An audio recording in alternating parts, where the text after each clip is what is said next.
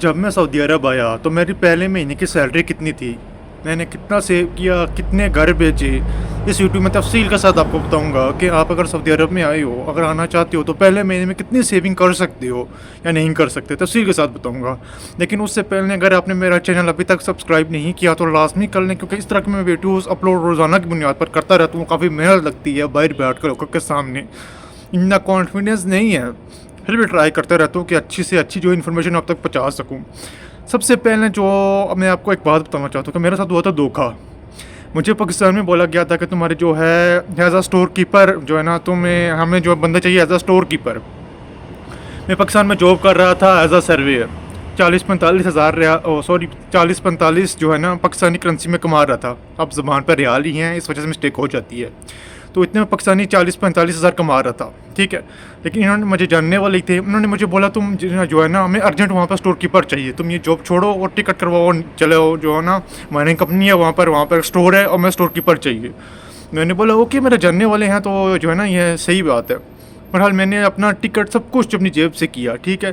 सारे पैसे 10-12 लाख अपनी जेब से लगाया, मेडिकल टिकट सब कुछ अपनी जेब से करके मैं सऊदी अरब आ गया। लेकिन जब यहाँ पर पहुँचा तो पता चला कि यार जो मेरा काम है एज आ लेबर है, स्टोर कीपर कोई कुछ भी नहीं है, सीन नहीं है स्टोर कीपर वाला, एज आ लेबर है। तो यकीन करें उस टाइम मेरा दिमाग कितना घूमा, मैं तकलीफ़ भी हुई, मैं कर कुछ नहीं सकता था। क्यों? क्योंकि अलग मुल्क था, मेरी मजबूरी थी, मैं कर्जा लेके आया हुआ था, मैंने किसी भी तरह काम करना ही करना था। यकीन करें पाकिस्तान में मैंने कभी 5 किलो टमाटर भी नहीं उठाए थे, और यहाँ पर आकर जो धोखे के बाद जॉब मिली थी ना उसी कंपनी में एज आ लेबर, वहाँ पर मैंने 16-16 घंटे लगातार वज़न उठाया। इतना मुश्किल काम किया जिसका मैं आपको बता नहीं सकता कि मैं कभी सोचा भी नहीं था कि इतना मुश्किल काम मैं कर सकता भी हूँ। बहरहाल जब बंदे कहते हैं जब आती है तो मतलब कर ही लेते हैं, तो ये सीन मेरे साथ भी हुआ था। अच्छा, आपको जो इस स्टोरी से इस बात का अंदाज़ा था हो ही गया होगा कि मैंने सेविंग कितनी की थी। देखिए जब मैं यहाँ पर आया ना, मेरे जो पाकिस्तान में मुझे जो कुछ बताया गया उससे ऑपोजिट, मतलब दूसरी डायरेक्शन में जो है ना सब कुछ हुआ। मतलब यहाँ पर आया तो मुझे पता चला यार कि मेरी रिहाइश भी अपनी है, मैंने अपनी जेब से अपनी जो है ना रिहाइश का रेंट पे करना है, वो भी रियाल्स में। मैंने जो है खाना पीना भी अपनी जेब से ही करना है, ना कंपनी खाना दे रही है ना रेंट दे रही है, और काम भी लेबर का। तो इस सिचुएशन में बंदा कितना दूसरे मुल्क में जाकर कितना परेशान होता है। बहरहाल मैंने हिम्मत जुटाई, मैंने कहा ओके, मैं ना नहीं की, क्योंकि मुझे पता था मैं ना करूँगा तो मैं कहाँ जाऊँगा, एकदम से मुझे जॉब नहीं मिलेगी, मुझे एक्सपीरियंस हासिल करना ही करना है और यहीं पर करना है। मैंने ओके कर दिया उनको, ठीक है। तो मैं 2000 मेरी सैलरी उसने लगाई, 2000 रियाल जो 1.5 लाख पाकिस्तानी बनता है। जबकि अगर मैं जो मुझे बोला गया था उस हिसाब से अगर मेरी सैलरी लगती तो तकरीबन 3500-4000 बनती थी। बहरहाल मैंने कहा ओके सही है, अब क्या कर सकता था मैं, तो मैंने ज्वाइन कर लिया, ठीक है। उसके बाद जो है खाने का खर्चा कितना आया, जो मैं एक चीज़ क्लियर कर देना चाहता हूँ कि जो मेरा 2000 रियाल सैलरी है ना, मेरी 2000 रियाल सैलरी है, इस 2000 रियाल में से मैंने इस महीने भी खर्चे चलाने, अपना निज़ाम चलाने और अगले महीने भी चलाने हैं।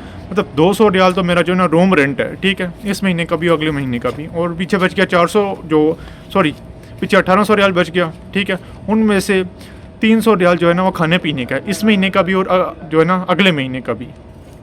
300 रियाल ये हो गया इस महीने का, अगले में दोनों मिला के कितना 600 रियाल ये हो गया, और 200 इस महीने का खाना पीने और अगले महीने का, सॉरी रूम रेंट और अगले महीने का रूम रेंट, 400 रूम रेंट, 600 मेरा 2 महीने का खाना पीना और रूम रेंट हो गया, ठीक है। ये 1000 रियाल हो गया। 2000 रियाल में से 1 रियाल तो चला गया, 1000 रियाल तो चला गया, ठीक है।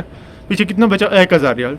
उन 1000 रियाल में से मैंने अपनी सिम भी लेनी है, पैकेज भी करना है, अपना कमे की फ़ीस भी देनी है, मेडिकल भी करवाने हैं, तो सब कुछ अरेंज करना है उस 1000 रियाल में से, और घर भी बेचने हैं। तो सोचो ही मत कि पहले महीने तुम सेविंग कर सकते हो, ये पॉसिबल ही नहीं है। एक छोटी से जो है ना आपको एक अपनी जो कहानी, अपनी स्टोरी बताने का मकसद किसी से शिकायत करना नहीं है। कि अगर वीडियो कोई मेरा ऐसा बंदा हो उस कंपनी में से कोई भी देखते तो मेरा इस मकसद किसी से शिकायत करना नहीं है। मेरा मकसद आप तक एक जो है ना इन्फॉर्मेशन, आपको एक गाइडेंस देनी है कि अगर ये सोच के डिप्रेशन में हो कि 6 महीने हो गए, 7 महीने हो गए, अभी तक सेविंग नहीं हुई, 1 रियाल सेव नहीं हुआ, मैंने इतनी फजूल खर्ची कर दी है, तो मेरे भाई आप अकेले नहीं हो, मैं भी आपके साथ हूँ। मेरी तरह के 1000 गैर मुल्की आपके साथ हैं, वो भी, मैं भी यही सोच के आया था कि पहले महीने से इतनी सेविंग करूँगा, ये वो करूँगा, वो करूँगा। लेकिन यहाँ आकर जो हालात बदल जाते हैं ना, एकदम चेंज हो जाते हैं, फिर बंदा के ऊपर जो है ना उस तरह का जो है ना बंदे के ऊपर जो क़यामत गुजरती है ना, वो कुछ नहीं सेव करने देती। मैंने 6 महीने हो गए, वो 1 रियाल भी सेव नहीं किया, और यही वजह है, ठीक है। अच्छा कुछ चीज़ें मैंने ऐड नहीं की, आपको मेरी बात का तो ये लगा कि यार जो अज़ारियल उसके पास बच्चा था इसने उसमें अकामा मेडिकल करवाया, बाकी पैसे किधर गए? भाई मेरे उसमें सोना भी तो चरपाई पे है ना, तो चरपाई भी तो लेनी है, ऊपर कुछ ओढ़ने के लिए कमल वगैरह भी तो चाहिए ना, वो भी तो लेने हैं, पहनने के लिए शूज़ तो चाहिए ना काम पे, वो भी तो लेने हैं, जाने के लिए रिहाइश से जोम पे जाने के लिए जो खर्चा रेंट आता है, सॉरी जो किराया आता है, ठीक है, वो भी तो देना है, फेयर भी तो देना है, रूम रेंट भी देना है, जो आपको जाने का फेयर आएगा किराया आएगा वो भी देना है, खाना पीना भी है, या 2 महीनों का खर्चा 1 महीने से निकालना है। घर क्या बेचोगे, क्या सेविंग करोगे, क्या मतलब ये उस टाइम बंदे का मेरा जो ना पहले महीने मेरा दिमाग काम नहीं कर रहा था, ये क्या हो गया यार 2000 1.5 लाख मैंने ज़ाया कर दिया है। अब समझ आता है भाई कि 1.5 लाख ज़ाया नहीं किया, वो मैंने अपने ऊपर लगाए हैं।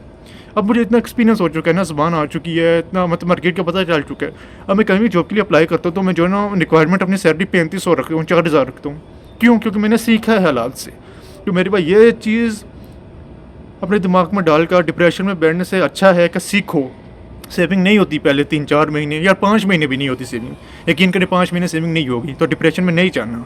क्यों? क्योंकि आपकी तरह मैं भी हूँ, मेरे तरह हज़ार मेरे और भाई भी हैं जिन्होंने पहले 5 महीने में सीखा है। डिप्रेशन में नहीं लेके ये बैठ गए यार मेरी सेविंग नहीं हुई, आप मेरी भी नहीं हुई, मैं भी तब 1 रियाल भी सेव नहीं किया 5 महीने में मैंने, फिर भी मैं आपके सामने बैठा हूँ ना, आपको बता रहा हूँ ना अपनी कहानी।